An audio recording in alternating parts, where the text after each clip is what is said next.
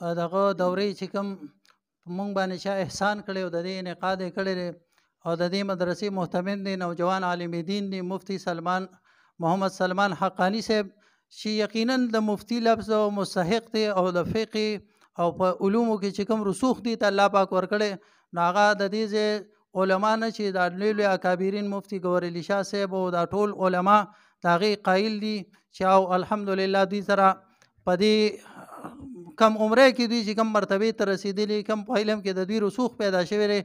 زما په خیال چې داسې به څوک نه وي چې د هغې به څوک قایل نه وي نو زه د هغوی سره خبرې کوم مفتی محمد سلمان حقانی صاحب السلام علیکم ورحمۃ اللہ وبرکاتہ. وعلیکم السلام ورحمۃ اللہ وبرکاتہ. مفتی صاحب دا تاسو د دې مدرسې نوم جامع شیبانیه ایښودی ده دا وجه تسمیه سره یعنی دا نوم تاسو ولې منتخب کړی دا خو څه داسې ناشنا شان نوم موږ ته لګي د دې وجه سره جي. جزاکم الله جی. دا سوال هم ډېر زیات د اهمیت حامل دی چونکې بار بار ملګري تپوس کوي چې دا نوم د جامع شیباني دا په څه بنیاد باندې منتخب شوی دی.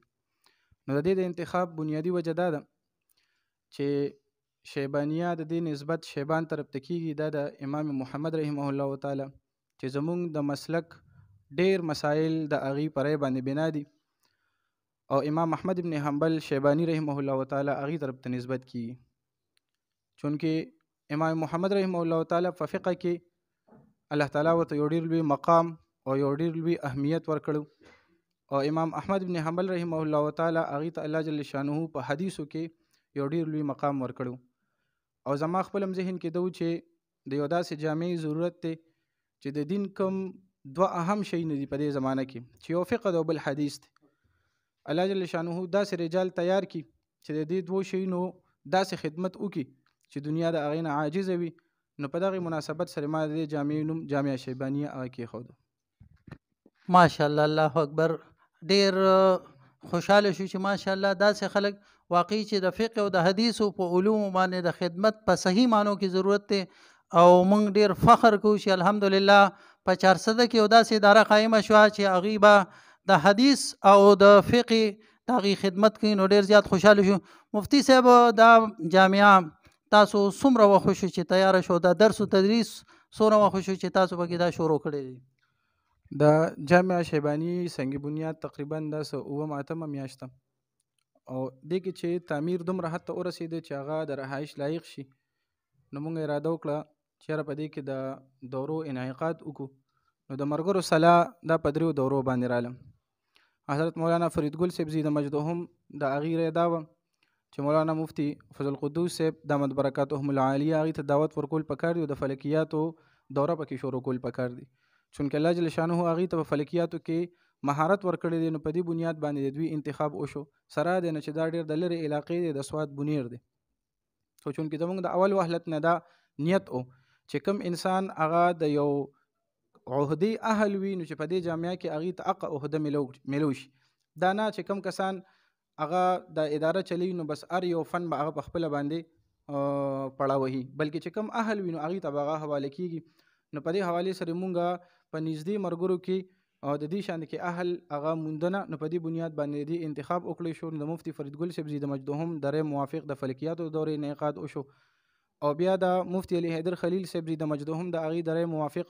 د لغت عربیه د دورې انتخاب وشو او د بعضې ملګرو د اسرار موافق د نحوې د دورې هغه انعقاد وکړی شو نو دا 3 دورې اوس فی الحال چې کوم دی په 6 مارچ باندې د دې باقاعده آغاز وشو او تقریبا دا د درس د دې وړومبي مرحله وه چې په 6 مارچ باندې په دې کې د درس انعقاد وشو او د الله تعالی نه دا سوال کو چې تا روز قیامت د دین د چینی او د فیوزات د دې جامعې نه سره د نورو جامعاتو همیشه قایم او دایم ساتي. ماشاءالله جی د مفتی محمد سلمان حقانی صاحب د مبارکباد قابل دی چې یو خو داسې مدرسین راغونډ کړي چې هغه قیمتي ملغلري د لرې لرې ځایونو نه او بل الحمدلله تاسو ګورئ چې په وړومبي وهلت کې په وړومبي ځل باندې دومره طلبه کرام دې دورو لرالل خو مفتی صاحب دا راته وایي چې دوره نحوه چې د عربی ګرامر دی دا تاسو په خپله پړاوئ جي؟ او جی دوره نحوه زه په خپله پړاوم الحمدلله. ماشاءالله دا محتمم صاحب هم دی دوره نحوه دوی په خپله پړاوئ. نو مفتی صاحب مدرسه څنګه روانه ده؟ څه مالي مشکلات څه نور څه مشکلات د رهایش په ځکه چې تعمیرات هم لا پوره نه دي او بیا تاسو د درس او تدریس آغاز وکړو نو دی کې خو خامخا مشکلات راځي. دا مونږ سره تاسو لږ بیان کړئ چې دا څه که نه. بس چون کې د پیغمبر علیه الصلاۃ والسلام چې څنګه ارشاد دی د هغې د ارشاد موافق د انسان چې خصوصا د مسلمان کومه زندگی ده نو دا به خامخا د مشکلات وډکوي. داسې کیدی نشي چې یو اداره یا فرض که یو کاروبار یا د دین یا د دنیا یو شعبه د هغه شروع شي پای کې مشکلات نه وي. مشکلات به خامخا وي خو سره د مشکلاتو به انشاءالله العزیز مونږ د خپل جدوجهد جاري وساري ساتو.